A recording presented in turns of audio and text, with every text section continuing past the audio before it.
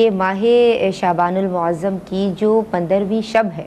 اس کے تعلق سے یعنی اس کی کیا اہمیت ہے، کیا فضیلت ہے؟ جی بالکل، اس کے حوالے سے بھی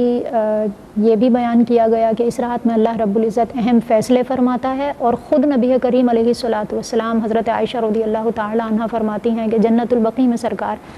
موجود تھے، 15ویں شب تھی، اور فرمایا کہ اس رات اللہ رب العزت خصوصی طور پر اپنے بندوں کی طرف توجہ فرماتا ہے، اور بنو کلب کی بکریوں کے بالوں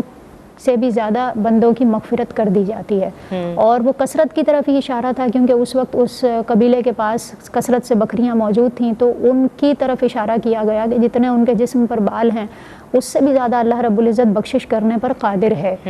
اور یقیناً یہ رات اس اعتبار سے کہ عبادت کے لیے خاص طور پر اس میں اہتمام کرنا چاہیے۔ اللہ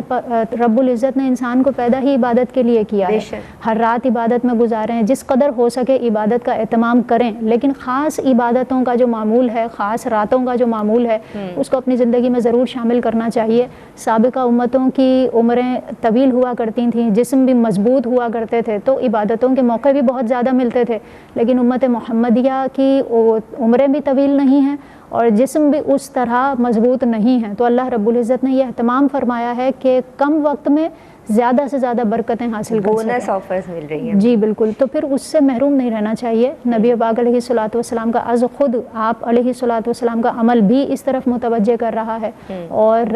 ہمیں خاص طور پر جیسا کہ اللہ رب العزت آسمان دنیا پر تجلی فرماتا ہے اور ندا کی، جب رب کی طرف سے ندا کی جائے، ہے کوئی مانگنے والا، ہے کوئی بخشش کا طالب، تو اس سے محروم ہونا یہ بہت بڑی محرومی ہے سوا۔ لیکن پھر اس کے ساتھ یہ بھی بیان کیا گیا کہ چند لوگ اس رات میں بھی محروم رہ جاتے ہیں، مثال کے طور پر والدین۔ جی بالکل، واپس آتے ہیں اور پھر یہ جو شقاوت کی بات ہو رہی ہے یہ جاری رکھیں گے انشاءاللہ عز و جل۔ السلام علیکم ورحمۃ اللہ۔ بسم اللہ الرحمن الرحیم۔ جناب، احکام دین سیکھے جا رہے ہیں اور آپ دیکھ رہے ہیں ذرائع ناچیز کے ساتھ خواتین کا اپنا پروگرام دین اور خواتین۔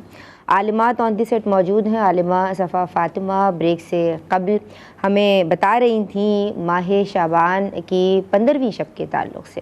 اور وہ کون سے لوگ ہیں کہ جو اس شب بھی محروم ہیں۔ جی بالکل، ایسی برکت والی رات جس میں رحمتوں کے، بھلائیوں کے دروازے کھول دیے جاتے ہیں، اس رات بھی اگر کچھ لوگ محروم ہیں تو ان کی بھی فہرست نبی کریم علیہ الصلوۃ والسلام نے بیان فرما دی۔ سب سے پہلی بات یہ کہ جو شراب کا عادی ہو اور بدکاری میں مبتلا ہو، اسی طرح والدین کا نافرمان، قاطع رحم یعنی رشتہ داریوں کو اور تعلق کو، جو قریب رشتہ داری ہیں ان کو توڑنے والا، بغض اور کینہ رکھنے والا، اسی طرح چغل خور کے بارے میں بھی کہا گیا کہ یہ وہ لوگ ہیں جو اس رات بھی محروم رہتے ہیں اور ان کی مغفرت نہیں کی جاتی، سوائے اس کے کہ یہ اپنے